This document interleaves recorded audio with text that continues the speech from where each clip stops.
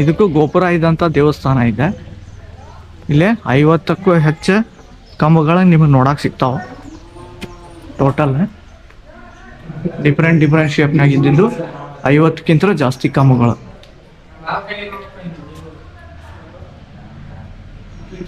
ಈ ಥರ ಇದು 3 ವೇ ಎಂಟ್ರೆನ್ಸ್. ಇಲ್ಲಿ ಸೆಂಟ್ರದೊಂದು ಶಿವಲಿಂಗ,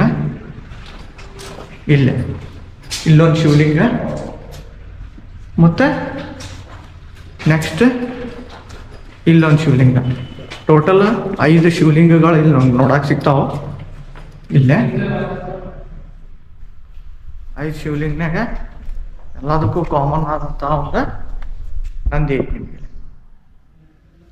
ಈ ಥರ